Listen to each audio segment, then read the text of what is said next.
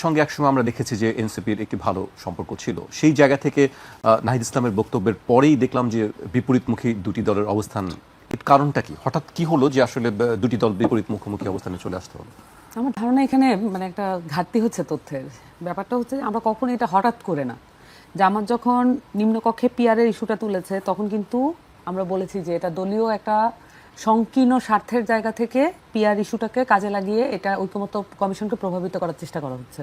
এবং শুধু তাই না, তারা ঐকমত্য কমিশনের আলোচনা চলাকালীন সময়ে মাঠে আন্দোলন নামিয়েছিলেন এবং স্পষ্টতই এটা তাদের কোনো ধরনের এমন কোনো এজেন্ডা না যেটার জন্য তারা আসলে পার্টিগতভাবে ঐক্যমত্য এবং পার্টিগতভাবে তারা সবটুকু দিতে রাজি। তাহলে কিন্তু তারা সনদে স্বাক্ষর করতেন না, যেটা তারা হুমকি দিয়েছিলেন যে নিম্নকক্ষে পিয়ার না হলে সনদে স্বাক্ষর করবে না।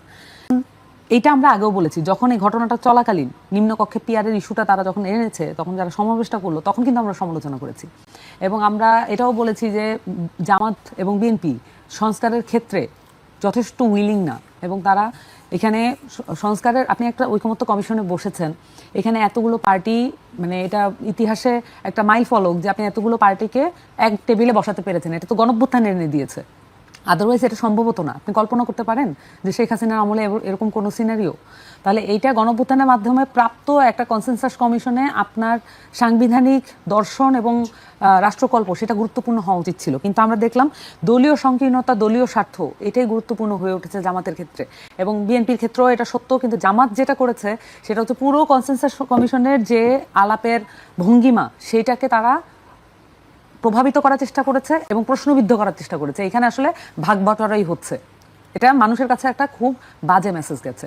এখন মানুষের কাছে দেখেন, যখন পিআর ব্যাপারটা এসছে তখন কিন্তু শুধু উচ্চকক্ষের ক্ষেত্রে এসছে, ওনারা যখন এই নিম্নকক্ষের ইস্যুটা তোলেন এটা কিন্তু শেষের দিকে, একবার এই আলাপটা তোলেননি। কিন্তু আপনাদের সঙ্গে আমরা জানি যে ইসলামী যে রাজনৈতিক দলগুলো আছে তাদের সঙ্গে এনসিপির একটি একাধিক হয়তো বৈঠক হয়েছে পিআর নিয়ে বা তাদের দাবি দাওয়া নিয়ে।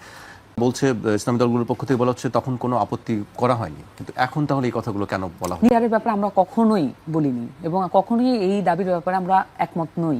আমরা বারবার উচ্চকক্ষের পিআরের কথাই বলেছি। আমি ওইটাই বলছিলাম যে উচ্চকক্ষে পিআরের গুরুত্বপূর্ণ একটি বিষয়, সাংবিধানিকভাবে যেটা যুক্ত হওয়া খুবই প্রয়োজন, এইরকম একটি বিষয়কে দলের নিচে, মানে দলের আন্ডারে নিয়ে যাওয়ার একটা ভূমিকা পালন করেছে জামাত। বাংলাদেশের সংবিধান, বাংলাদেশের যে আইন কাঠামো, এগুলো তো আসলে দল মতের ঊর্ধ্বে থাকবে। তো জামাতের যে কার্যক্রম সেটা দিয়ে আমরা বুঝতে পারলাম যে তাদের আসলে নিজেদের স্বার্থগত চিন্তা ছাড়া গ্রেটার কোনো পলিটিক্স নাই, তাদের সামনে আসলে কোনো গোল নাই। তাদের পার্টিটাকে এখন একটা সুযোগ যে 24কে কাজে লাগিয়ে ক্ষমতায় আরোহণ করতে হবে, এটাই একমাত্র তাদের চিন্তা। হ্যাঁ, তো এই বিষয়টার কারণে এটা আমরা কখনোই ঐকমত্যে ছিলাম না। আমরা বারবার দেখেন সবগুলো রাজনৈতিক দল, আনলাইক পারোয়ার সাহেব, আসলে সৌজন্যমূলক সম্পর্কটা, অ্যাটলিস্ট সৌহার্দ্যপূর্ণ সম্পর্ক, এক টেবিলে বসার সম্পর্কটা করতে চাই। আওয়ামী লীগ বিএনপির যেরকম একদম টেবিলে বসার সম্পর্কটা পর্যন্ত চলে গিয়েছিল মানুষের সামনে। তো এটা হচ্ছে perception, but under the table কি হয়েছে এটা তারা আমরা জানি না, কিন্তু পারসেপশন হচ্ছে এটাই যে তারা বসতে পারতো না। তো এই ধরনের সম্পর্কে গেলে একটা দেশটাই তো ক্ষতিগ্রস্ত হয়, মানুষই তো মারা যায়। তো আমরা চাই যে দলমতের ঊর্ধ্বে উঠে একটা সৌহার্দ্যপূর্ণ পরিবেশ বজায় থাকুক। এই জন্য আমরা সব দলের সাথেই যোগাযোগটা রাখার চেষ্টা করি, তাদের কথাগুলো শোনার চেষ্টা করি, ঐকমত্য থাকলে, ঐকমত্যের বিষয় থাকলে ঐকমত্যে যাওয়ার চেষ্টা করি। এটা তো একটা রাজনৈতিক দলের কর্তব্য মাত্র। আমরা এই জায়গাটাই এখনো কি আমরা যে বৈপরীত্য দেখছি বিএনপি এবং জামাতের সঙ্গে এনসিপির, আসলে সেক্ষেত্রে কি নির্বাচনের আগে কোনো দিকে যাওয়ার কি সম্ভাবনা আছে এনসিপির, বিএনপি অথবা জামায়াত কোনো?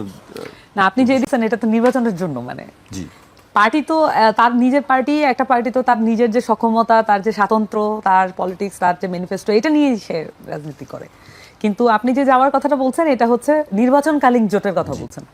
এখন নির্বাচন তো আমরা বারবারই বলেছি, আজকে থেকে একদম পার্টি হওয়ার শুরু থেকে, এমনকি নাগরিক কমিটি যখন ছিল তখন থেকে আমাদের বক্তব্যের কোনো হেরফের দেখবেন না।